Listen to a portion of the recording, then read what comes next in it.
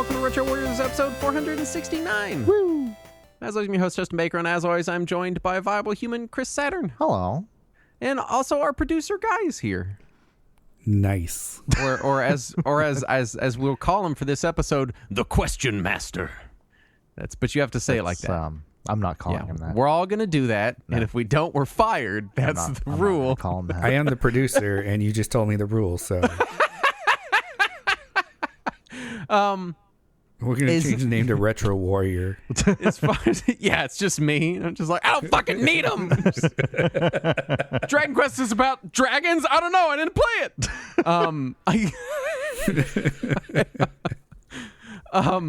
Oh, shit. We have housekeeping. We're already completely out of it. If you didn't read the title, if you closed your eyes and then navigated to this podcast with your eyes closed and you don't know what's happening. Maybe they used voice assist and they were just like, hey, assistant, play next episode of that bullshit podcast I listened to. Maybe, possibly. If you did that, then you may not know, but this is our mailbag episode, part 1. Yes. So we do want to thank everyone for writing in. We got a lot of questions, possibly more questions than we can get to. We're going to try to get through as many as we can. Yeah. We are hoping this is going to fill at least 2 episodes, but this is kind of supposed to have been our sort of break for a couple of weeks to take some time and you know, not be frantically scrambling into the next 4-hour recording block. So, you know, thanks to everyone that wrote in. If you didn't get a chance to, then, you know, we're in Discord all the time. You can just kind of show up and ask us a question and we'll answer it. Like, it's not like this is the only time we answer questions. It's just kind of one of those things. Yeah. My week. Mm-hmm. I've started a new fitness routine. I'm sorry. Yeah, me too. It includes minimum step count per day, 3 times a week, weight training, and diet. And my whole body is on fire. Yeah. It all hurts so much. I bet, yeah. I'm using an app for everything. So I got an app where I track all my food and my calories and stuff. And then I'm wearing my smartwatch that tracks my steps. And then I've got an app for my weight training routine. So it's nice. I don't have to, I just punch all the data in, and it's like, you're doing good, or it's like, eat more fiber. Like this, just, so that, modernity is nice. Right. But it's hard, and it's hard. It's very hard, and my whole body hurts. Muscles, I didn't know what an oblique was, but they hurt a lot. Ugh. They hurt a lot. That sucks. So theoretically, my weight routine, the app is supposed to kind of adapt it. Like once it sees like, hey, this is where you're struggling, we're going to kind of change the numbers around so it's not obliterating you every 2 days. But you have to, of course, go through the first couple weeks to set your minimums and see where you're at to figure that out. So right now I'm just kind of flying blind and lifting heavy things and going, oh, that's too much, and waiting for the data to adjust itself. Oof. And it's tough. You go ahead. I was just saying, I got into working out again like in February or so. Yeah. And did this or bought this like calisthenics thing, and it starts you out real easy, like, lean against the wall and do a push up kind of easy. Yeah. That's real nice. And like every 4 weeks it's like test your thing, and I'm like, okay, and it's like, okay, here's what you should do. Okay, great. Yeah. Mine is, I was going a little more aggressive. So we'll see how it works out. It's a 4-week weight training plan, and then the diet plan is to November. And at the end of each of those intervals, I reassess those individual vectors and see where I want to go from there. So it's a lot. It's doing like, because here's like, if I'm just like, oh, I'm just counting calories, oh, I'm just moving, oh, I'm just doing weights a few times a week.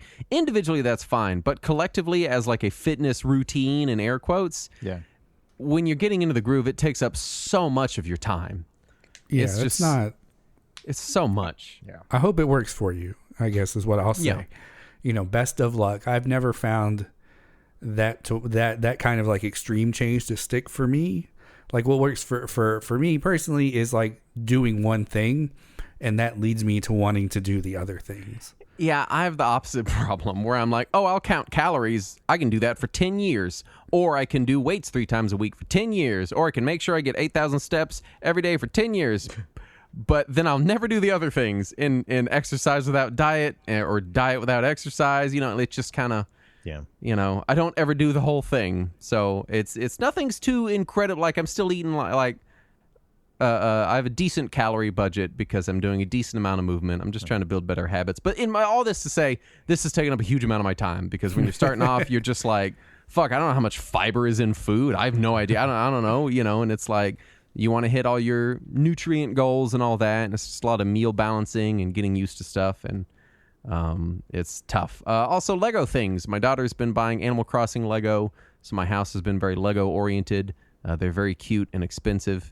And it's been that's been fun. I'm very impressed with how cute and accurate the Animal Crossing Lego sets are. Nice. So they've been. I feel like regardless of decade, it's kind of nice that Lego is cute and expensive. Yeah, that's basically it. Yeah, that just kind of defines it. My wife also bought me a big giant Lego castle as a Father's Day present, which was. I don't want to say how much it cost because she spent a lot of money on it, but I could have bought a PlayStation 5 instead. We'll say that. Yeah, that sounds accurate. So I'm going to let all the math whizzes out there figure that out. That's at least $4.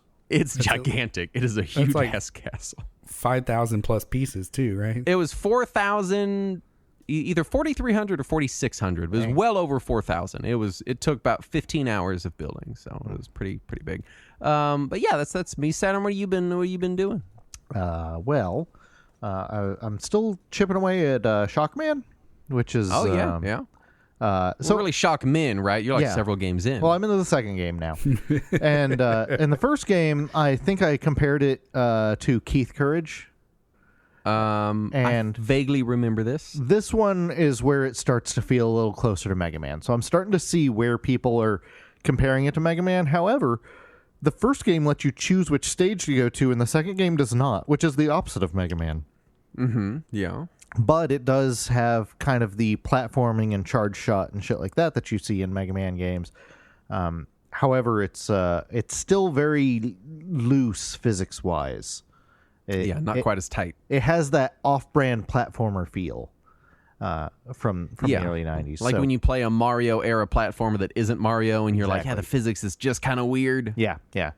Yes. And also it's both of them are cheap and unfair, though. The second one is less cheap and less unfair. The first one would constantly hit you with things that you couldn't see on the screen. Mm-hmm. Whereas the second one at least gives you a quarter of a second to react, which that's good. Is not enough, but it's something. At least you know what hit you. Yeah. And then also I've been so the remake of Silent Hill 2 is supposed to come out in a few months, and yes, so that got me in the mood again. So I'm playing through Silent Hill 2 again, and I what bugs me is a lot of people have been already complaining about the remake that hasn't come out yet. And those, as they do, yeah. And those complaints, Silent Hill fans complain. I know. What? The complaints range from things that I'm not even going to repeat on the show because of how offensive they are, to things that we can't possibly know the answer to because the game hasn't released. But one of the big complaints is that it's new actors, new voices, and new performances. Right. And everybody's like, well, the original game had, very specific direction. It was supposed to convey a very specific, like, otherworldly, David Lynchian feel. And so going back and playing the original, it occurs to me that, no, they just didn't have a big budget, and they hired the cheapest people they could get. That smacks of gamers being like, no, it was carefully constructed. And you're like, no, dude, they had like $1,000 and couldn't afford anybody, and it needed to be done in 2 weeks. Yeah, like they were just Konami doing their grabbed fucking people best. off the street and were like, do you want to do game? And y'all just kind of in your heads misconstrue, it's like, My favorite is the person they're most upset about having recast as the main character, James. And his voice actor in recent years has been very vocal. And he has taken to accepting and believing all of the internet hype about the game and how deep it is. And he believes he is an integral part of it. But before he started acting like that, he said in an interview that his daughter was auditioning for the part of the little girl in the game. Because there's a little 10-year-old girl in the game. And his daughter was auditioning for that. I don't even think his daughter got the part.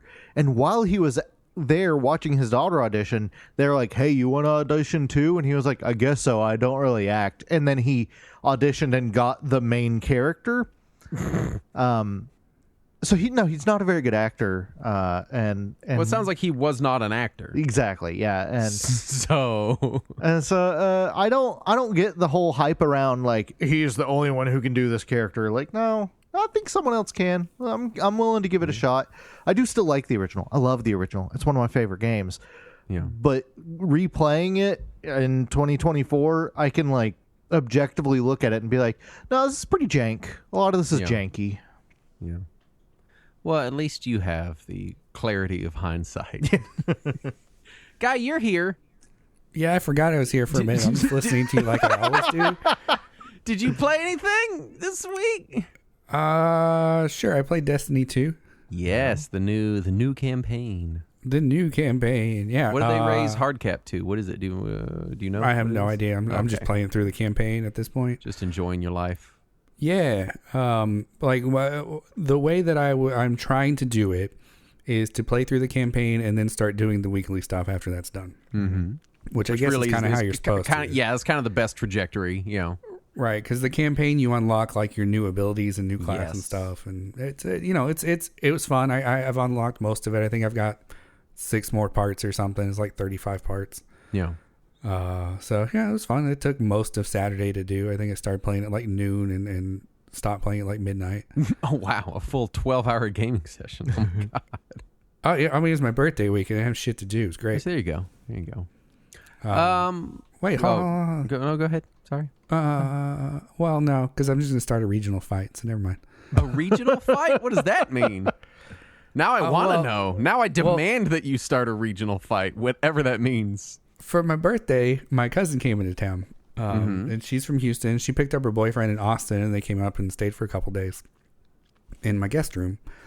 And it's the first time somebody stayed in my guest room, and we were also here. Like Pablo stays in here when he like dog sits for us. But it was kind of cool. Like it's being used for its purpose. But anyway, so we're sitting in my house in Parker County, Willow Park, and he turns to me and he says, "So when I tell my friends back in Austin, what part of Dallas am I in?" And you're like, none part of Dallas. For people who don't visit the DFW area, like collectively, people outside of this area don't call it the DFW area. They call it the Dallas region. Right, because Dallas is a 300-mile wide city to them. Right. That just encompasses everything from like Jack County all the way to the far side of Dallas. But here in the area, it's very territorial. People are very they're much more specific. Yeah, absolutely. Which that's kind of true of any like metropolitan area. You know, people. But I suppose, but Fort Worth is 30 fucking miles away. Right, but it's 30 Texas miles. Outside of like the downtown areas, everything's real flat and spread out. So, you know, credit where credit's due. I was going to say you're real flat and spread out. I'm distinctly not. I'm quite tall. Oh, man. So, yeah, no, that was the thing for a minute. We had to have a discussion, a friendly discussion of this boyfriend I've just met of like one of my favorite cousins, right? I know you said friendly discussion, and I immediately imagine you being like, "How fucking dare you!" Just out of the gate. I mean that may have come out. We are not in Dallas, and you can get the fuck out. You're not in Dallas or Fort Worth. So we did have this discussion, right? I was like, that's like calling like Round Rock and fucking I don't know, San Marcos the same town, or Houston and San Antonio, right? Like Austin and San Antonio. Like, oh, they're close enough. Like, no, fuck off. Dallas and Fort Worth are much closer than Austin and San Antonio. True, it's like an hour drive, but still, from my house to Dallas is 50 miles, and that's about an hour drive. Yeah. But yeah. So anyway, the next day we were heading towards Grapevine, and he said, "So here's something I want to do while I'm in Dallas." I'm like, Not in Dallas yet, bud. Keep going east. I'm gonna murder you, man. Oh man, where does you said he's from Houston? Originally from Houston, lives in Austin. Oh, you got to go visit him in Austin and be like, which part of Galveston is this? Yeah, I want to tell my friends I visited the boardwalk in Galveston. Where's that at? How many is that nearby? Or Yeah, exactly. let's do some news. Okay. All right, do it. You have my permission as your producer to So continue. enthused about the news. First up, Nintendo Switch Online release of Perfect Dark has some serious emulation issues, including textures, lighting, and general performance issues. Did they forget to include the expansion pack in the emulation, maybe, is what happened? No, they did, because otherwise it can't do certain things without the expansion pack. So that is there, just not very well. And They allegedly only emulated 63 meg. Right, they're missing that last meg. There's also input delay, control sensitivity issues, a new motion blur that makes it difficult to see while turning, and the online has been having major issues. Way Hooray. to fuck it up, Nintendo. Yeah, right. It's only a Nintendo 64 game. Well, to be in their defense, Nintendo 64 is still a blazingly fast new system, and nobody understands how it works, especially not Nintendo. They've never seen one before. I'm just perpetually frustrated with the NSO, the issues that keep popping up on it. Like Nintendo has been emulating their old systems on their consoles since 2006 now. Really since before that, if you want to be pedantic, but widespread since 2006. Even other people's consoles, they've been emulating on their system since 2006 with the birth of the Virtual Console. Right. We are multiple iterations of online emulation platforms from Nintendo deep, and they continue to habitually fuck it up and have fucked it up in some way with every single version of it. Yeah. And it just is disappointing to continue seeing this. Yeah. I just can't. Original versions of Resident Evil 1, 2, and 3 announced for GOG, RE1 out immediately. So this is exciting. Yeah. Exciting news. Yeah, because the original versions haven't been re-released in many years.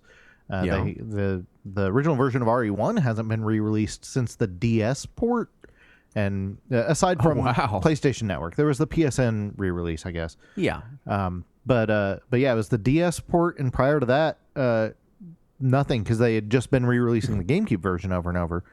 And 2, aside from PSN, has not seen a re-release since the Dreamcast.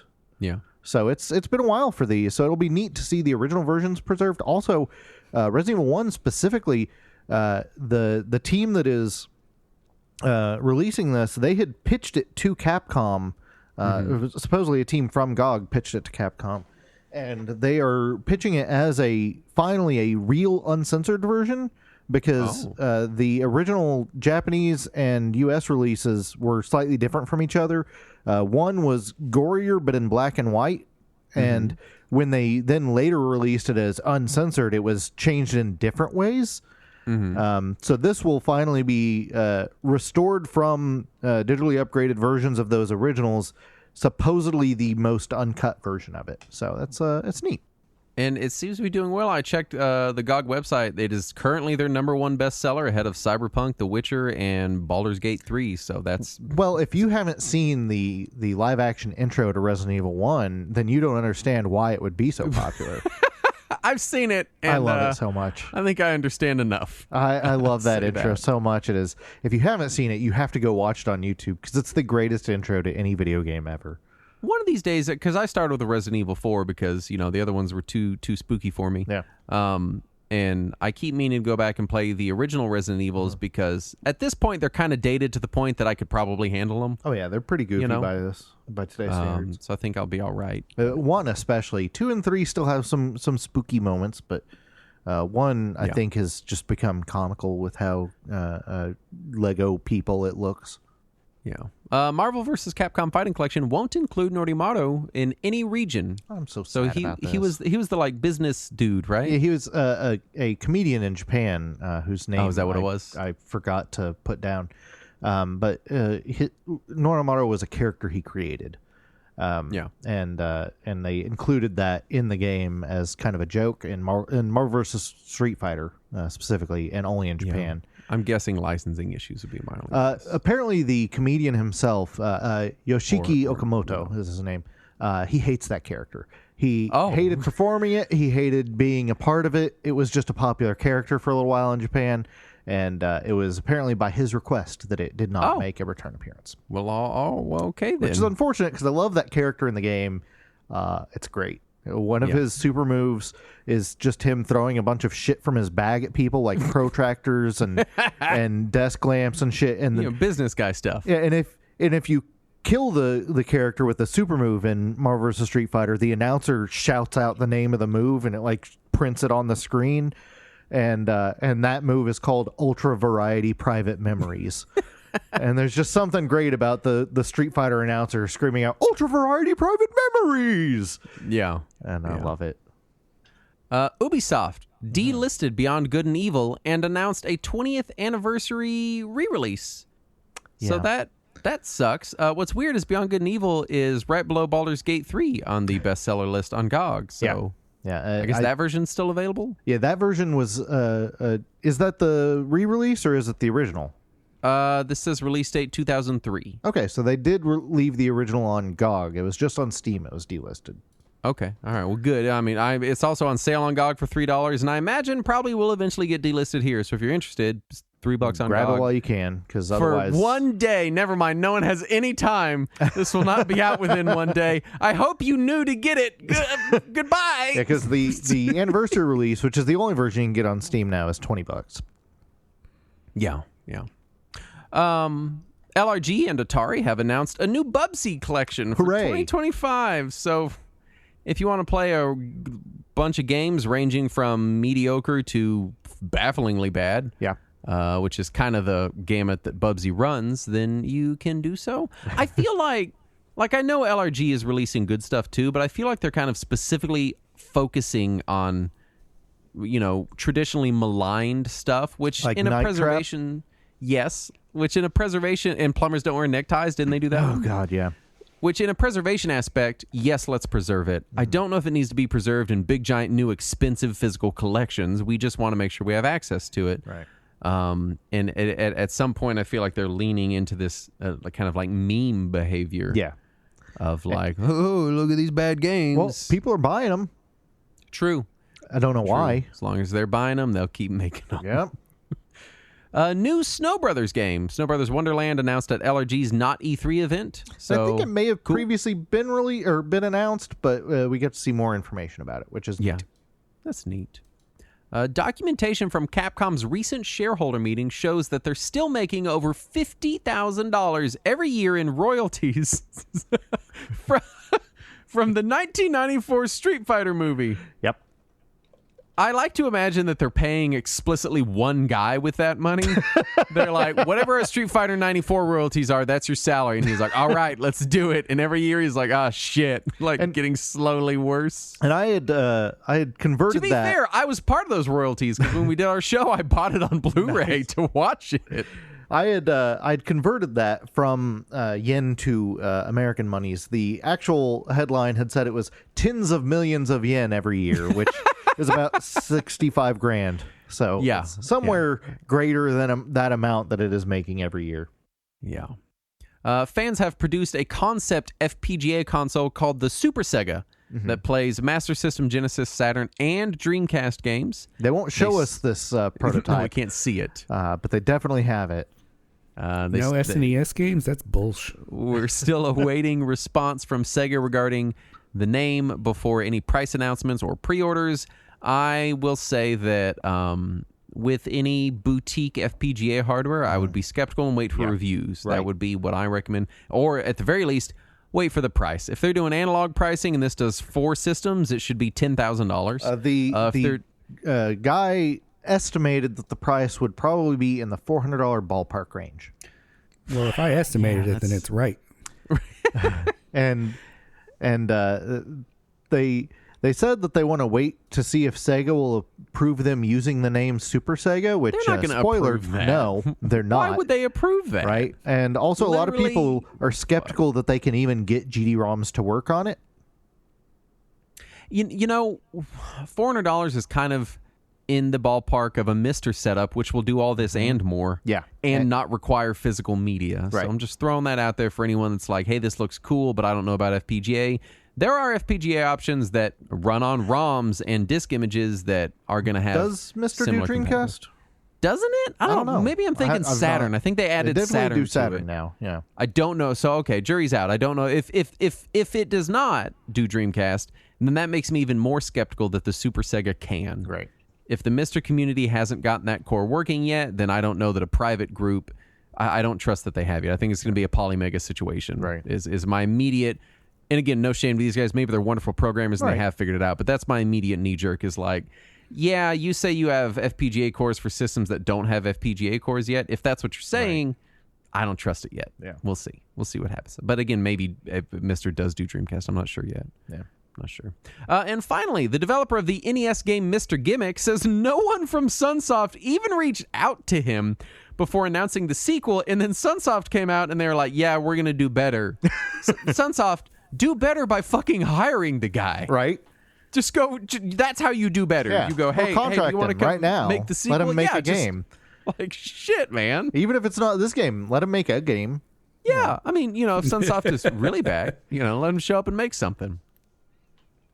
That's bizarre to me. Yeah. That's very bizarre. I mean, realistically, in the scheme of like larger games, not that weird. I mean, we see this all the time where companies own the products, but for smaller companies, it's kind of odd, especially for like a sequel to an NES game. Yeah. Very kind of weird that in this smaller community of sort of retro game focused indie titles, they didn't reach out to Well, him. maybe Sunsoft's weird VTuber guy just couldn't find the guy. Oh, yeah. I forgot about that weird dude. It's so bizarre. Which brings us to our topic at hand, which is Mailbag. Saturn wrote Mailbag 2 Part 1. Yep. Mailbag 2, First Blood 3. is full title. We have done a mailbag before. It has been a while.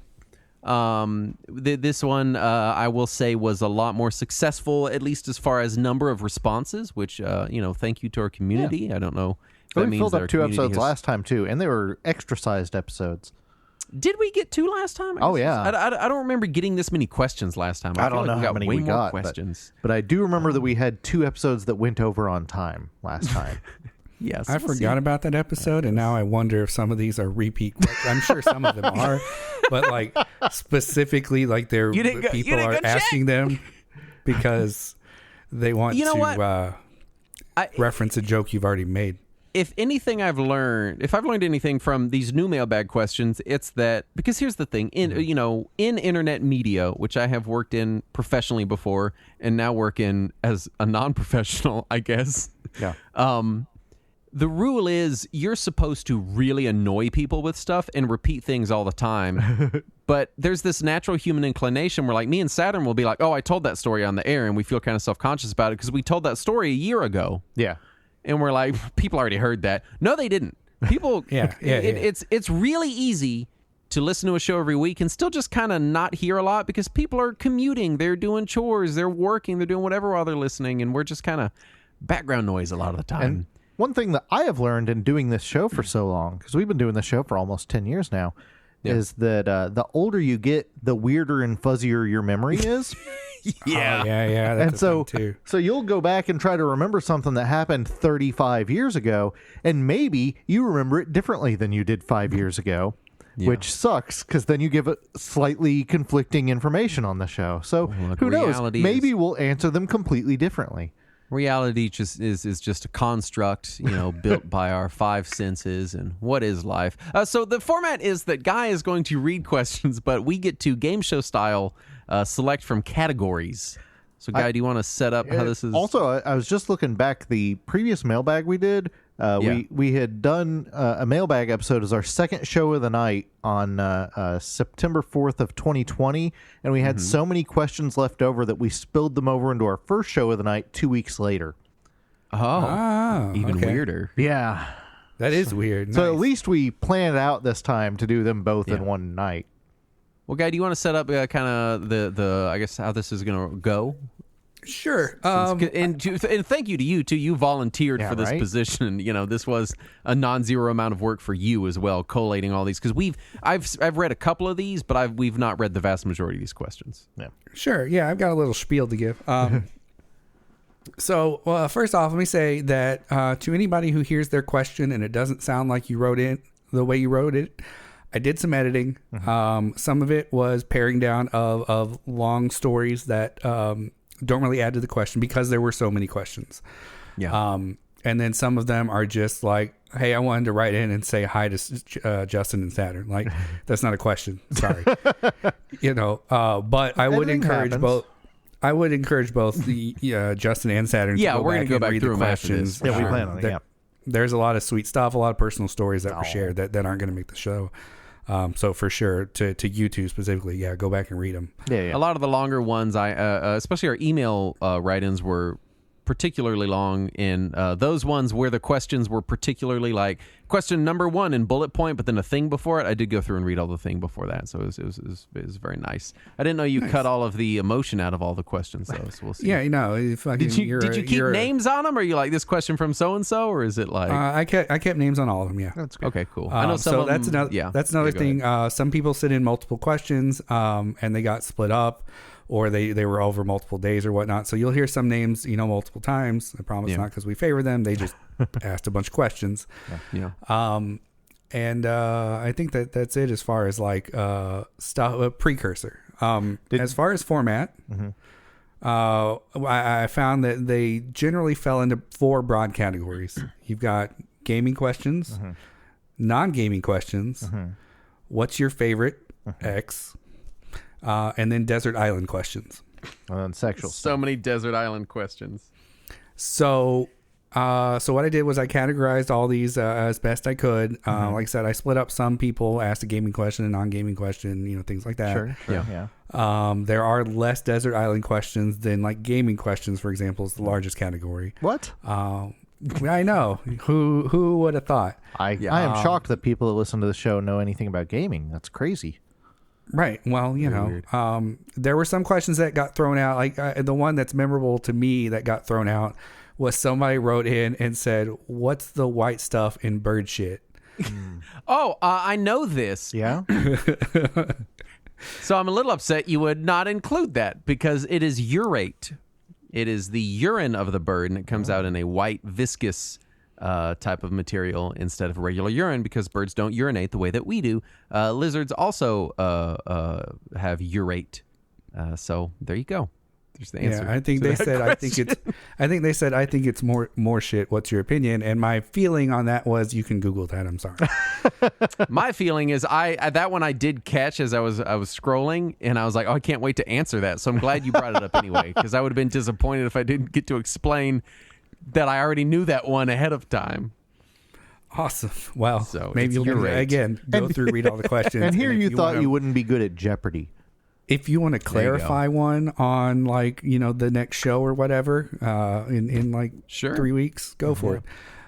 Anyway, your categories. I guess let's start with what we're going to do. We're going to go back and forth. You pick a category. I'll ask the question. It may be for one or both of you, or it may be for me. Who knows? I guess I know, but Yeah. let's start with Saturn. Oh, pick shit. a category. Gaming questions, non-gaming questions. What's your favorite, this or desert island? Let's get one of the desert island questions out of Or the way. bird shit questions. That's We the already did final the bird shit Jeopardy question. category. No, there's more. There's a lot more. Like I have a question about this question, but from Vega the Chosen. Okay. What Wait, what did we pick? Because I talked over everybody. Is it non-gaming? Oh my god, it was desert island. Desert island. All right, go ahead. You made a joke about it, you dumb. Anyway, Vega the Chosen writes in and says, "What are your top 3 desert island shmups?" So I don't know if that is a question asking what are the top 3 shmups you would take to your desert island that you're condemned to for all time, Or which ones that if take there place are, on a desert island?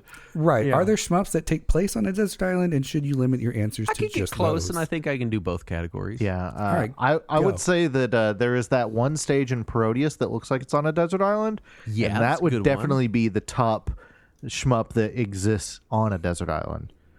Yeah. As far as which ones I would take with me, probably Blazing Lasers, Star Parodier, and maybe Gradius 5 or Salamander, or that's both. good. I think that's Yeah. mine. I think that's what I got. I think Nice. I'd probably go Crimson Clover World Explosion. It's hard not to pick the newest Darius on Steam just because it has a procedural generation mode, so you can have forever levels. That's true, yeah. And so just the idea that I can perpetually play it for eternity is really exciting. Yeah, that's true. So I think I have to pick that one just by default because then if I'm trapped on a desert island, Tom Hanks style for a really long time, I'm good. I've got all the games. I was trying to look up the name of that one. You wouldn't even have to fuck a volleyball. Darius. Did he have to? Did he? He chose to. It was a choice. Let's be honest. Did the volleyball choose it? He was only there for what, a year? I mean, I've gone a year without sex before. He'd have been fine. It was a choice. It was just a choice he made. Darius Burst Chronicles Saviors, and for my final one, I'm going to cheat. And I'm going to pick Guardian Legend because then I get some variety because it is a mixed genre some game. non-shmup in there, yeah. So I can get some adventure game in there. I sneak Spicing it in. up your desert island. Yeah. Shmups that feature desert islands. Saturn Star Proteus. Yes. The Parodius, not Star Proteus. Regular Proteus. Yeah. I feel like Twinbee, you're like over an ocean and there's like islands in the back. The 1940 series, there's got to be desert islands in those oceans because you're over the Pacific. I had another one. I feel like there are kind of tropical themes in that prehistoric island SNK shmup. Yeah. Where you flew a biplane. Yeah, that sounds right. So I think those would all be in the running for desert island themed shmups. All right. Then Justin, is your turn to pick a question. I want non-gaming. Non-gaming. All right. Because he hates gaming. I'm going to pick it every time. From the Born Supremacy. That's the name of the person, not like this question was taken from I thought it was a question about like a scene from the Born Supremacy. No. That is the name of the person. The handle of the person who wrote in is Born Supremacy. All right, yeah. Which I hope that's a movie reference. Anyway, imagine a dreadful world where you guys never got into video games. Insert screaming, I guess. What do you think you guys would be doing and or spending money on instead? Well, this is easy for me because I have other hobbies. Saturn is a very uni-hobby person. Yeah, I like to narrow down. Yeah, he likes that real deep dive obsessive focus on the one thing, and I'm over here like a squirrel with too many nuts. I don't know what to do with them all. I can't afford to spread my attention. I like to focus. I'm very heavy into tabletop role-playing games. I suspect if video games are out of the picture, that would be my focus. That would be what I spend most of my time. That's already what I spend a huge amount of my time working on, running, maintaining, buying stuff for. I mean, Guy, I dump a lot of hours and money every week into tabletop role-playing games. I'm running 2 games this week. I have one Wednesday, one Saturday, and I got new materials in the mail for it just last week. So that's kind of my situation. Saturn, what about you? If you had to pick one, I would do I have to narrow it down to a single one? Yeah, I think it would be like maybe like your primary, because like I have other hobbies outside of TTRPGs and video games, but like true. I imagine specifically like that's it's hard to guess. It would probably be either board games or TV, I guess. I'd probably just watch a shitload more television if I didn't have my games. I already do watch a shitload of television. Because right now I barely watch any television at all. Right, because games. Yeah, because I have games to play and very little time. Board games is a surprising answer for me coming from you. Yeah? Because I feel like I would play more board games just because I would have more free time, and I like interactive entertainment.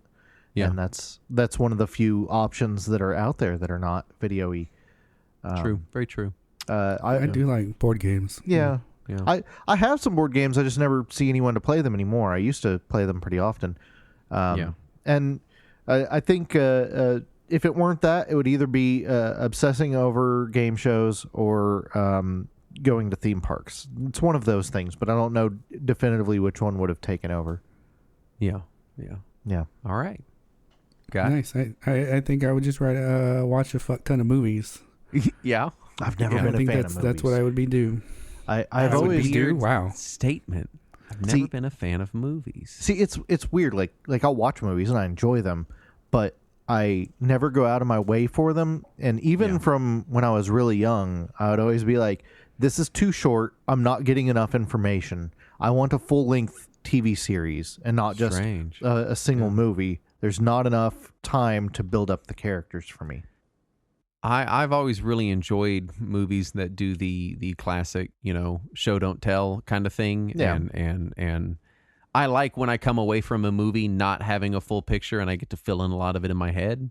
Yeah, But I'm also like I won't watch a movie for 6 months and then I'll watch a movie every day for a month and then it just kind of depends. See, I think a lot of it is the same reason why I was really big into comic books as a kid was that because long continuity. Yeah, I want the forever continuity. I don't want there to be a finite end. I want there to always be more time to continue building things up, and a movie just can't offer that. Yeah. All right. Next question. Yes, sir. All right, next question. Right, Saturn, your pick. Oh, right. I have forgotten the fourth category. We had gaming, not gaming, desert island, and some other thing. What's your favorite? Yeah, your favorites category. That's the category. All right. I guess we'll do a favorites one then, since I forgot that category. All right. Well, this is a weird question to start off with, given the conversation we just had. But from Venerith, if each of you had to pick one game, perhaps not your favorite, that is, in your opinion, the perfect combination of storytelling and gameplay, what would it be and why? The perfect combination of storytelling and gameplay, I feel, has to be one of the Metroids. And what I mean by that is they tell a story with the gameplay. Yeah, through the gameplay. That's what I'm thinking of in my head, Yeah, they definitely convey the tone through the gameplay. Yeah, and I feel like you Without can have a game without relying on the dialogue. Yeah, you can have a game that has really good story and really good gameplay, and the story is basically just vignettes that you watch, and the gameplay is gameplay that you play. But I feel like the marriage of the two, probably one of the Metroids. Oh, that's would be in there for me. That's a good answer. Now, because immediately my mind went to all the good stories that happen to be in games that also have good gameplay, but I guess they don't intersect as cleanly. Yeah.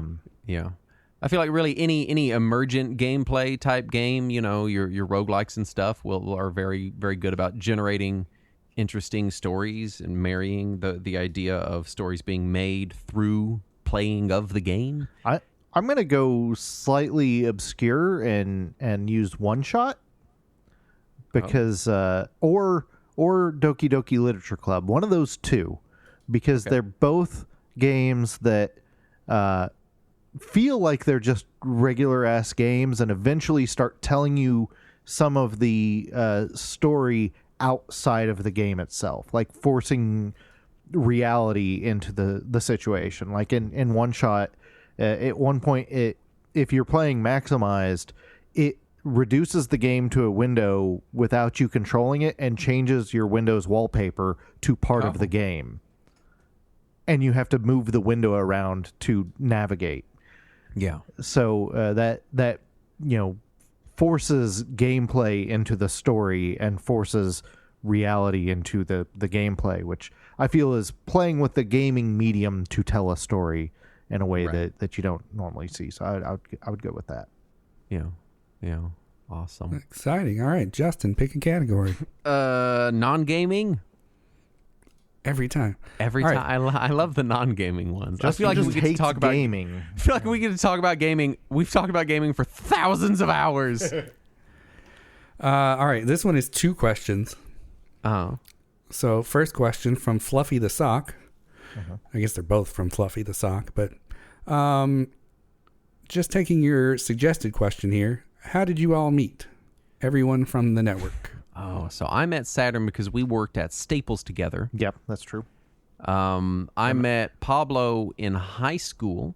I met Andrew in college because I was a friend of one of his friends, and then that guy got clipped out, and then me and Andrew were just regular friends. And then I met Guy because he bought his way in via Patreon. Fair. Yeah. I remember the day you bought in because we put the $100 tier on the Patreon like Basically as a joke. Yeah. Yeah, we're like, no one's gonna fuck it. And then like pretty early on in our Patreon career, I was like, oh my God, what do we do? And I messaged you and I was like, oh, thank you so much. I mean, hi. And you're like, I'm Pablo's brother. And I was like, oh, thank God. You're not just a random person. Oh my God, thank God. Yeah, and I remember Justin had messaged either just me or the group and was like, some dude actually bought into this. What if he's like a weirdo and we have to deal with whatever he tells us to do?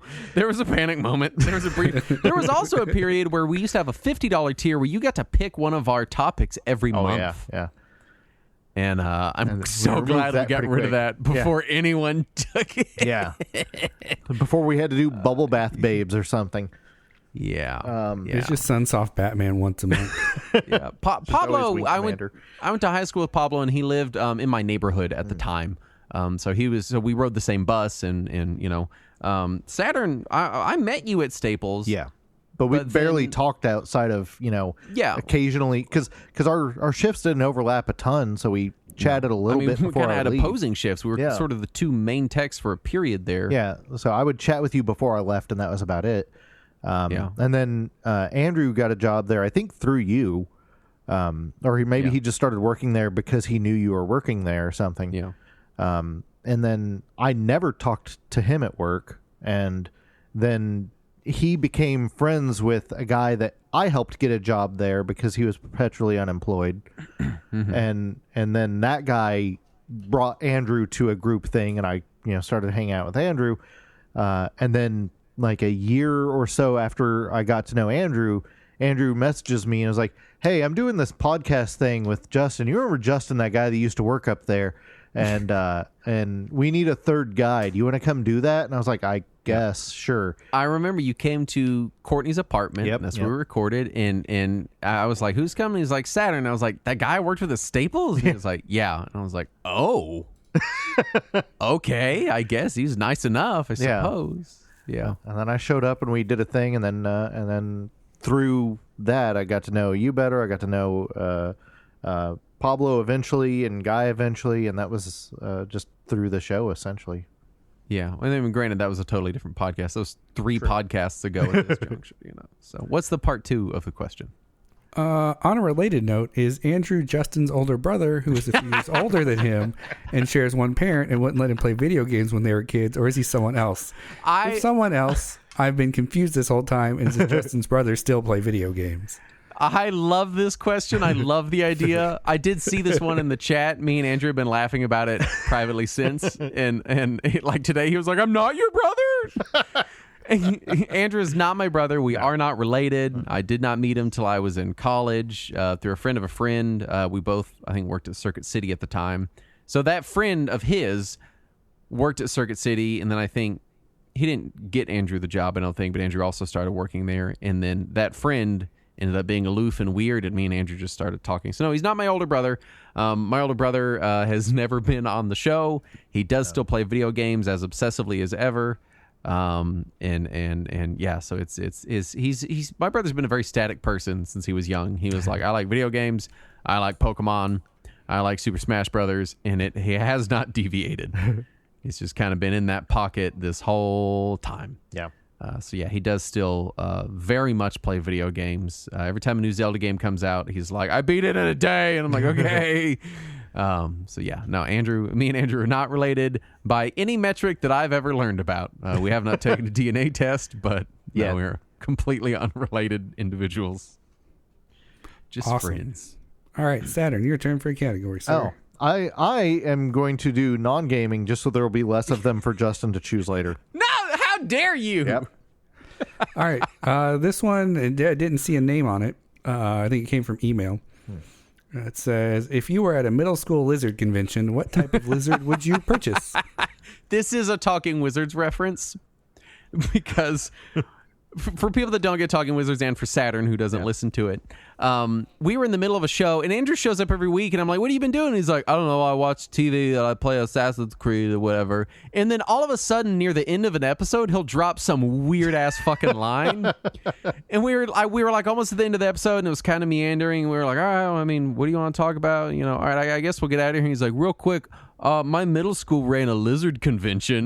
I was like, that's the weirdest fucking thing I've ever heard. Why didn't you say this before now? The other one was, we're like sitting there and he's like, yeah, so I'm watching Community again for the 17th time and it's pretty good. Anyway, one time I was at summer camp and I got the coolest kid award and I got given the cool kid's jacket. And I was like, what the fuck? Why would you not have told me about this? Do what? Was it like a Fonzie jacket? No, it was like the school, the camp voted on who the coolest kid was, and he won because the coolest kid there volunteered him for the role, and then the coolest kid was like, "You need my cool kid jacket," and gave it to him for the duration. Nice. And I was like, "This is the most like."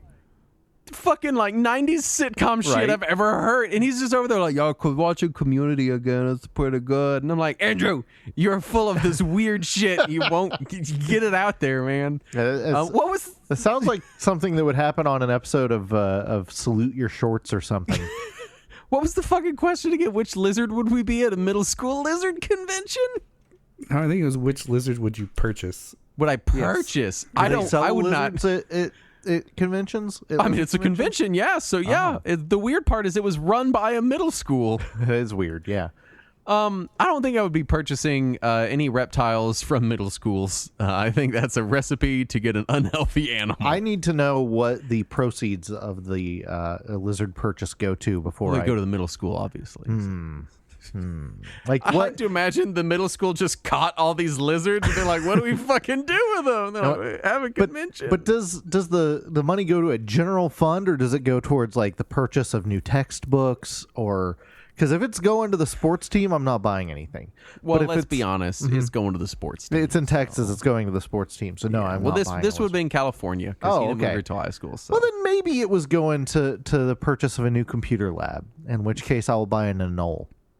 God, that fucking story, man. Just he drops out of no. We're just like, I don't know. I'm comfortable. What you got going on? Oh, I don't got anything going on except the lizard convention my middle school ran when I was 10. And you're like, what the fuck, man? Wait, when you're 10, you're not in middle school, are you? Yeah, I guess not. I guess middle school's 12. Yeah. But he's just always doing this shit where you just be like, hey, Andrew, what's going on? He's like, nothing. Well, I guess my car exploded yesterday or whatever weird fucking thing. You're not like, oh my God, what?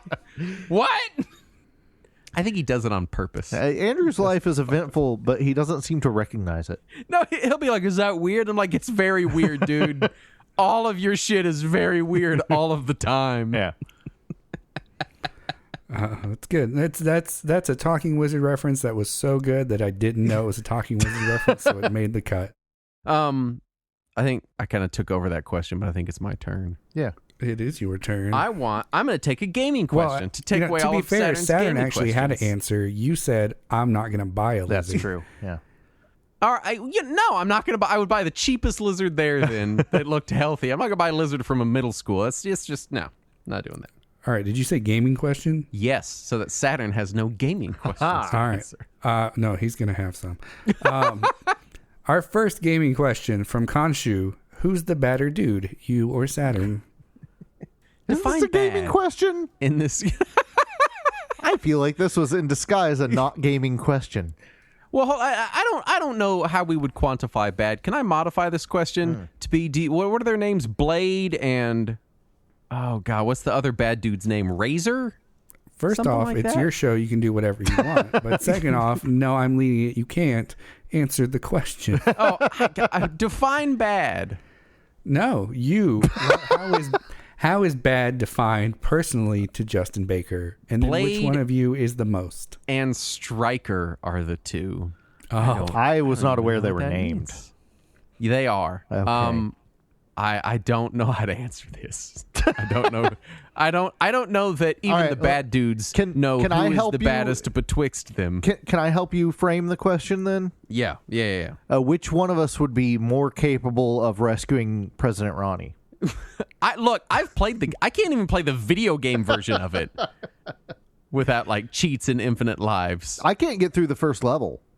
All right, I've beaten the first level, so I think by the metrics of bad dudes, I am the badder dude. I'm going to say that the game is an unplayable mess. I can't You get can be more Stryker than then. 5 or 10 minutes in. I'll be Blade. All right. I'm going to Your defer category. to Justin's answer on this because he is the badder dude. All right. Fair enough. Next category, sir. I'm going to keep rotating and go back to a desert island question. All right. This from Discord user Evie. If you were stuck on a desert island with enough food and water to last you, what single game would you bring to play to entertain you for the rest of your time? Oh my God. It is the standard desert island question. Can I... okay, so I have a question for this one. If I were to take the Link to the Past randomizer, can I get the daily rotation randomized game? Well, it says it's assumed you have the right equipment to play it. So, yes. If You're if gonna I go on can, the internet, get the seed, and then log off instead of Yeah. asking for help. if I can have that one internet feed that only gives me the seed and no other internet, then that's the game that I take. If I have like open internet, then probably Final Fantasy 14, I guess. Oh, yeah, that's fair. Yeah, Yeah, that's true. And then I would just talk to people in the game, and be like, "Nobody's come to this island to save me yet." But anyway, you guys want to run the near raid series again? Yeah. Well, you've got food and water to last you, so really Right. you don't have to leave your desert Yeah. island. So I'm hanging out anyway. I'm starting to wonder why you want to be rescued from a desert island where you have adequate food and water, an internet connection, and a full MMO subscription. Right? I'm not sure why you're trying to get rescued. Let me be real honest here. I think you'd be like, nah, I'm good. Like, what do you even do? Like, hey, Cortana, compose email to police@police.com. Please save me from desert island. But take your time because I haven't hit level 100 on my bard yet. I feel like if I was giving a real answer, which I'm going to assume probably doesn't include full internet access. Yeah. Most likely something procedurally generated, a roguelike or something similar. I would like something a little fancier than NetHack because that's just a little basic to be playing on a desert island. But then also the idea, roguelikes are so survival based that I wonder if it would start to annoy me that I'm having enough trouble surviving in real life. And then I'm in a game like starving to death and I'm like, ugh. So I don't know. Probably That's not a game. That's a genre, dude. Probably one of the better roguelikes. My immediate reaction is to pick something open world like Breath of the Wild or Skyrim or something I could really kind of sandbox and play in for a long time. Yeah, So probably something in that vein. If I'm stuck offline, it's probably going to be something like Dragon Quest Builders 2, where I can just build shit over and over and over again. Because I sure as hell wouldn't be building anything on the desert island because that requires effort and I'm lazy. Right. And you already got food and water, so you Right. can just sit in your big I'm dirty sandcastle and eat food and water. And just hanging out in my filth playing video game with no shower. Or a puzzle game, something like Puzzle Fighter or Tetris Attack, one of those probably. Yeah. All right. Next category, Justin. Oh, let's go favorite. We haven't picked a favorite yet, have we? Yeah, maybe. I mean, me, but... Yeah. All right, from Rainbow Relic 220, what would you say is your favorite year for gaming / what favorite decade? Oh, man. I guess and favorite decade. That's hard. Favorite decade is less hard. Actually, it's not because I play a lot. I was going to say 90s, but I play a lot of stuff from the 2000s that is like the Final Fantasy. If I had to pick Final Fantasy by decade, I would pick the 2000s because I prefer the GBA versions to the originals most of the time. So stuff like that makes it difficult.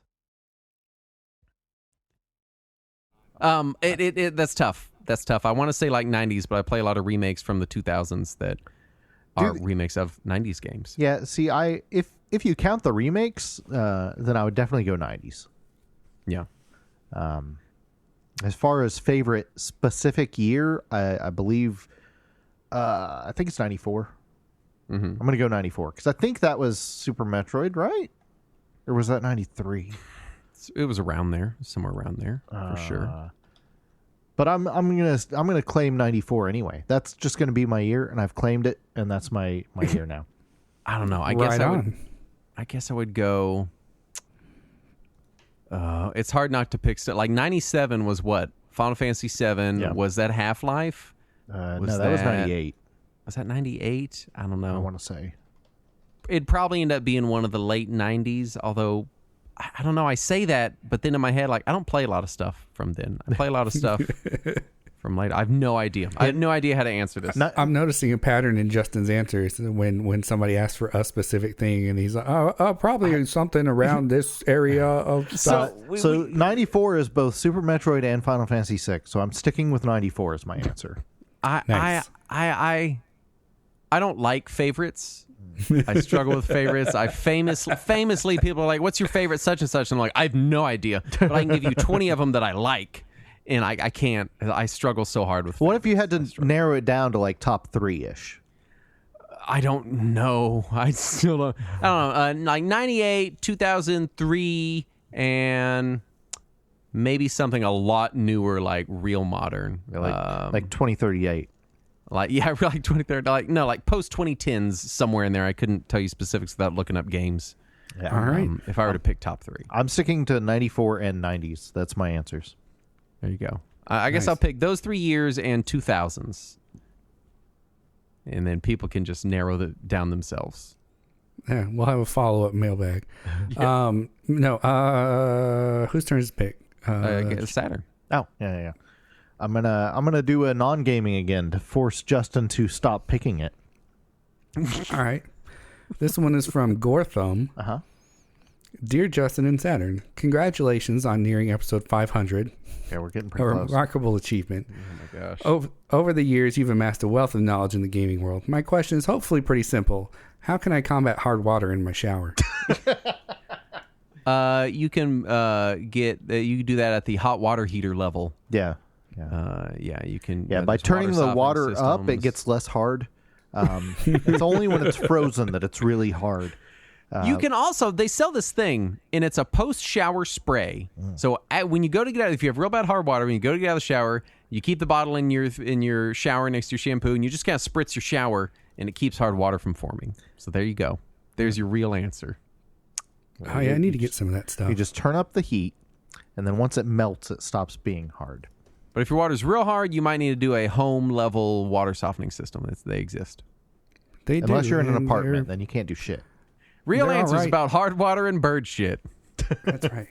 It's your life, right? Yeah, Justin's life is hard water and bird shit. Tell me I'm wrong.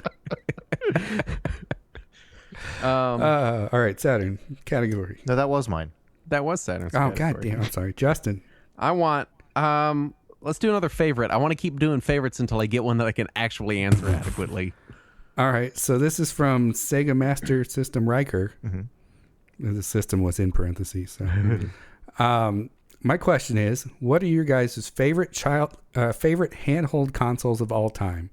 Not just in terms of games, but also playing experience and overall joy of the console. GBA. If we're including, GBA's up there. If we're including emulation handhelds, I think probably the Mii U Mini Plus gets the most play from me. If we're not including those, God damn it. I was immediately going to pick a favorite, but then I was like, wait, what about these other things? It's so tough. Like DS, 3DS, and Switch are right kind of all in the running. I have problems with the Switch as a console, but the library is just so vast. And the hardware is also modern and nice. And it's nice to have new modern hardware with OLED screens and TV connectivity and shit like that. So I'd probably say either DS Lite specifically, including GBA because it's built into it, or Switch would be my two. GBA SP first model. That's me. Fucking First Nintendo model. Fanboys over here. Barf! That's what I played the most on. That's it. I would, because for me the nostalgia is more important than the perfect screen presentation. because that's just what I had. That was what I lived through, was that first frontlit GBASP. I like that. I was like, I want to pick one I can give a real answer to, and I still picked 3. Yep. Yep. I still did it. Saturn, it's your pick. All right, I'm gonna do a gaming. I don't think we've done as many of those as other things. Yeah, and that's the one there's the most of. Yeah, so eventually they're all going to be gaming. All right, from my Modest Ghost. What's the mindset to get back into video games? I like video games, but I have a limited time to play them and rarely play anything these days, and have a large quantity of them on Steam. Have I lost the love of playing games? That's tough. Don't make it an obligation. Just if you want to play a game, play a game. If you don't want to play a game, the secret is to not play a game. It's not a job. It's not a race. It's not a backlog. It's not any of those things. I will say that what helps me is having some good go-to quick play games. Like Vampire Survivors has been great. Balatro has been great. Yeah. They're both great games where you're like, I got like 20 minutes. Yeah. A lot of roguelikes, you can knock out a run in less than an hour. Yeah. Because I noticed for a lot of people that they're like, I don't game anymore. What they used to do was they'd be like, oh, yeah, well, I would game in air quotes, which meant sit down and continuously play one game for 9 hours. Right. And they're like, I physically can't do that. And you're like, well, yeah, of course you can't. It's really hard to do that. Yeah. Yeah. It doubly so if you've got like a crazy job where you're working overtime or, multiple kids or whatever. So like, pick some stuff that's built for smaller format gaming. Look at how you used to game and be like, hey, was it quintessential to my gaming experience that I did it for 9 continuous hours? Or was that just the habit I formed, and maybe there's other types of gaming out there that might also be good? And also, if you grew up in the 80s or 90s like we did, or if you're Justin and you grew up like 8 minutes ago, I grew up in the 90s and 2000s. Yeah. Then there's a good chance that you had a bunch of those older games like we did, old cartridge NES, Super NES, stuff like that you could play for 10, 20 minutes and get somewhere. Sure. And if that's the case, then go back and play some of those. Totally. Play 10, 20 minutes in between taking care of your kid or getting home from work or making dinner or whatever. And if you do want to play these longer, more in-depth experiences, play them at your pace. If you've only got 20, 30 minutes, that's what you can play in a day. And if you do feel the need to get through your Steam library or your game collection or whatever, make yourself some structure for it. Find a game, sit down, play it for 20, 30 minutes. If you're not feeling it, put that game at the back of the pile and grab the next one and play a little bit. Don't feel obligated to keep playing something that you're not enjoying. And just remember that it's a hobby, that it's something you should be doing for fun. And if you're not enjoying it, stop. You go do something else for a while. I watched a really great YouTube video about like how to read more books. And there's this guy and he was like, yeah, I've read, 90,000 books or some whatever insane fucking number. Yeah. And he was like, I'll read for 10 minutes. If I'm not loving it, I put that book down and I might not ever come back to it. And the dude interviewing him was shocked. He was like, you've read this many books to completion and you're that fickle about it? And he was like, well, yeah, because it's supposed to be fun. And I mean, I'll give it a chance. And he probably reads pretty fast. So 20 minutes to him is probably a good chunk of pages. Yeah. But he's like, yeah, if, I'll sit down and do it for a little bit. And if I'm not thrilled with it, I want to be thrilled with reading. I want to be excited by reading. And if I'm not, I'm going to go find the exciting thing. And what's exciting to me is different every day. Yeah. And so, I think that's just the way to approach it is just do it. If it's not exciting, whatever. If you're like, hey, I only like these long form games, look into ways to play them where you have things like, maybe save states or like quick resume on Xbox or just, just kind of think about it differently. I think would be the best way. And just never let it feel like a chore. If it starts to feel like a chore, stop, go do something else. Yeah. Quit. Yeah, quit playing Fixanadu and go tell Saturn that it sucks. Wow. Go be wrong on the internet for a while. It's fine. You're allowed. Rude. Whose turn is it? Should have been who's the ruder dude. It's Justin's turn now. It is Justin's turn. Let's do more gaming because I know we have a lot. We'll do more gaming. All right. Well, this is a good follow up then from Flaming Ship. Flaming Ship with a P. Yes, with a P. With a like shit my pants. I shit my pants. Oh God. All right, please, Justin. As a father-to-be, what are your recommendations to be able to have time to play games and the multiple other hobbies? Father-to-be? This person Not is you a are a father-to-be. This person is a father-to-be. Oh. They're asking He's you asking as for a father. your personal Yeah. Yeah, What your was personal recommendation on how to get more time for games and other hobbies I while say this all. juggling dad duties. I say this all the time. This isn't the answer that people want to hear, and I know that it sometimes when I say it, it sounds kind of rude, but you just have to make time. You just have to say, hey, my game time, my D&D time, my whatever, my podcast time, that's important to me, and talk to your family and be like, hey, these times are important to me. And work out a plan where, I mean, I talk to my wife. Like, I'm not like, fuck you, I'm gonna go do a podcast. Like, I talk to her. I'm like, hey, do you think I could record on these nights? Would you mind doing bedtime on those nights for me? We share the load. And then on nights where she's like, hey, I want to go do book club every Thursday or whatever, I'm like, yeah, we can totally do that. Like, you just. And if you're a single parent who is also working full time, odds are you might not be able to find that time. Sure. Sometimes it's just like, hey, this isn't realistic for our lifestyle right now, and that happens. Yeah. But a lot of times, like, I don't want to sound like one of those boomers on YouTube. I really don't, because they drive me insane. But a lot of times it's like, I'll just spend an evening scrolling on my phone, and it's like I could have done something that I really wanted to be doing. I could have had some hobby time. I could have prepped a D&D game or played a video game, but I don't. Yeah. And it's just what that is it's me just not prioritizing my hobbies. Like, if your hobbies are important to you, let them be important to you. That's okay. It's nothing to be ashamed of or embarrassed about. I feel like a lot of people are like, they feel kind of embarrassed being like, oh, I got to make time to play, Zelda, at least 5 hours a week. Look, man, if that's what you need in your life, that's you. Fucking do you. Yeah. Like, if it's important, you make it important. Let it be important. Talk to your significant other. Just be like, hey, I really want to have a night, where I can get some real game time in. Like, how can we make that work? Or talk to your family and be like, hey, would you mind babysitting the kid for a night so that I can, like, go out to a D&D game or go play games at a card shop or something, and you just have to make the time. And from my experience, if you're in a relationship where the other person makes you feel guilty about having a hobby or something, it might not be a healthy relationship.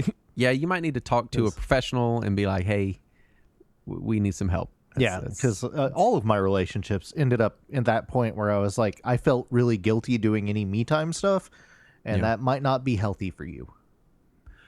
It's I've been very lucky in my life and specifically my marriage that my wife is also an obsessive.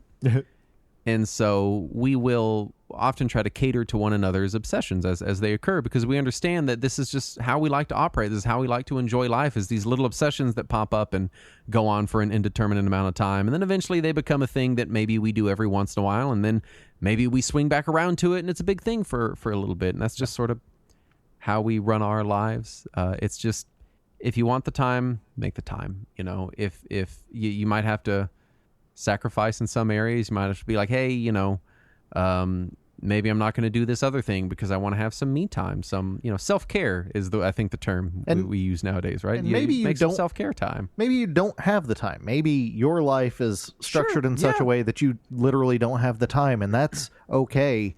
It's okay to have to put a hobby on pause for a little while you take care of the important things in your life. Unless your hobby is like the current Call of Duty live services, it'll be there in a year while you work out your job thing, while you figure out, childcare, or while your kid hits old enough to go to school, or whatever you got. I mean, life comes first, right? But if you can find the time, make the time. If you can't, sometimes, it's just waiting. It's just like, hey, it's not realistic for me. And if you don't have the time, then maybe you can still enjoy your hobby or your passion through something like a podcast while you're driving to and from work, or something on your phone while you're sitting around waiting for an appointment at your office or whatever. You can play some puzzle game on your phone or whatever. So there are things that you can do in your downtime if you want to, if you can make it work in your schedule anyway. I played through the entirety of MGS5, like 50, 60 hours of it, standing in front of the TV wearing headphones with my baby strapped to my chest in a papoose, standing and bouncing to like rock her. Yeah. I played through 50 hours of Metal Gear Solid 5 doing that, you know, and it's like One of my coworkers was telling me that he played the entirety of Dragon Quest 1 on his phone at work, like during like meetings or whatever. Shit breaks in meetings. Yeah. Yeah, totally. Yeah, it was just like he wanted to play the first Dragon Quest. He had never played it before. He had started with 11, and he wanted to go back and play the first one. He found it on his phone, but he had like no free time for a little while, so he was just playing it at work during breaks and during meetings and shit like that. So you can do that. Life is hard and it beats you down. Yes. And I understand that. And sometimes you just got to be beaten down for a little bit and just kind of get through it. But there's other times where maybe there's some minutes here and there, some couple hours here and there that you're just not. Sometimes you just got to let life beat you off for a little bit. Yep. Guy, what percentage of the questions have we gotten through? Because we're a little over on time, and I don't mind going a little longer. I would say we're about 25% through. Yep. Let's do a couple more, and then we'll wrap this one. Then we'll save the rest for the next show as much as we can. So, all right, I think that was my pick. So I think it's Saturn. I think. Oh yeah. Let's get another desert island out of the way. All right, from Bansel. I don't know. Maybe that's B Ansel. I know they're on our Discord. We've always just called him Bansel. Yeah. Which I think is. Now that you've said it differently, I'm immediately questioning our pronunciation the whole time we've been saying it. Well, it's like the Winn-Dixie, right? Like, yeah, the Winn-Dixie. It's like what's allowable gets the right emphasis. Yeah. You are being shipped to a desert island with a power supply, shelter, and a CRT. Mm-hmm. You're allowed to take one game console, but it must be one of the legendary failed consoles of the 90s. Oh, this is a good one. Think Philips CDI, etc. Which do you choose? So let's get a list going of failed consoles to pick from. So like with like 3DO. Also, Jaguar. are we talking about failed completely or failed regionally? Because the TurboGrafx failed over here. Let's well, I was gonna say let's say failed US, but I don't want you to get to include the turbos. Right. That just feels like cheating. Yeah. Well, let's see. Their question was longer, and it was, I'm thinking CDTV, CDI, Jaguar, 3DO, CD32, FM Towns Marty, or 32X, but please do include any others you know of. Oh, that's tough because they're all so fucking shitty. Also, you can't say Pioneer Laser Activision. Why? Well, because that has the Laser Active has the Genesis and TurboGrafx Genesis modules. cart and turbo, 'Cause yeah. then you can have all the good stuff. What if it was a Laser Active without those modules? Well, then you don't have any games. Then it's just a Laserdisc player. I think I'd pick the one with the biggest library, which I might. It's probably gonna end up being like 3DO. That 3DO definitely had a has the decent biggest amount of library. stuff. I There was a few probably good ports. I probably would have ended up with a CD32 on the island and then immediately regretted it, but still tried to make it work. I think that's if Saturn of the 90s was told to pick one of these and go to the island, I would have ended up with a CD32 and a bag of regrets. Yeah. I think I'd probably go 3DO. 3DO. That's my pick. All right. Well, speaking of pick a question. Oh, category. I feel like I'm on a roll. I was pretty easily able to pick something there. Hey. So let's go favorites. So maybe I'm in the groove now. Oh, nope. Nope. All right. From Ixarin, what would y'all consider your favorite games? Top 5-ish. Oh my God, I hate this question. I know. Fucking I'm so hate excited. this question. Top 5 is easier. So Mega Man X is top 10 perfect game for me. It goes on all my favorite game lists. That one is definitely up there. I didn't hear what it was because you cut out. Me and Saturn didn't hear that. I'm sorry. Mega Man X. Okay, all right. Oh, yeah. Good call. I just played through and beat that the other day. My son was playing, and he was struggling, and then he stopped, and I was like, here, watch this, and just sat down and beat it in 2 hours. Oh, wow. He's like, wow, Dad, you're good. I still cannot Go beat ahead. that game without cheats. I have a list. Okay. So I got Mega Man X. These are in no order. I want to be very clear. This is not in an order. Okay. Yeah, okay. Final Fantasy Dawn of Souls still remains one of my favorites. It's a good one, yeah. Half of it anyway. Metroid Prime. I know it breaks Saturn's heart, but It God, I does. love that game. I return to it a lot. Breath of the Wild, I think, has remained and is going to end up being my favorite overall Switch game, just period. And then my final one, I know this is like so cliche. It's so like mid-30s white gamer dude. But Dark Souls, I really, really love Dark Souls. I return to it every couple years, and I really just so thoroughly enjoy that game a lot. I don't talk about it a lot because I think it gets talked about enough already. Yeah. I'd like it to be known that I hate some of Justin's top games. You hate Dawn of Souls? Yeah, who knew? For me, Final Fantasy IV and Dragon Quest III have been at or near the top for decades. So they probably remain there. Also, Tetris Attack or whatever version of Panel to Pawn is in front of me. And then it gets harder. I also want to add Vampire Survivors to my list, Okay. which puts it at 6 picks, and I refuse to call it. They said 5-ish. Yeah. You're good. All right. Vampire Survivors is in there. I get nervous adding that because I'm worried they're going to fuck it up one day and Right. people are going to listen retroactively and be like, ew, that like game as a service garbage bullshit. And I'm going to be like, no, it was good. Yeah. Yeah, you pay $1.99 a month and you get a new hero. I would fucking do I that might. anyway. As long as they're not like real cash shop or Right. loot boxes or whatever. Like, I don't care. All right, so what did you have? You had Dragon Quest 3? Dragon Quest III, Final Fantasy IV, Panel to Pawn, and then probably Symphony of the Night, maybe. And fifth game, Can I add Tetris and Mario 3 to my list? Sure. You just And keep Super on adding Mario stuff. World? Yeah. I'm trying to think of if I want to have another platformer on there. If I do, it would probably be Mario 3. Yeah. Oh, and Dwarf Fortress, but that's it. That's all I'm adding. And Sim City, and that's it. That's all I need. Yeah, I'm gonna have Super NES SimCity, and then I'll round it up with some horror. So I'm gonna throw in Silent Hill 2 and near the first Near. That's gonna be my list. That's what I got. Yeah. All right.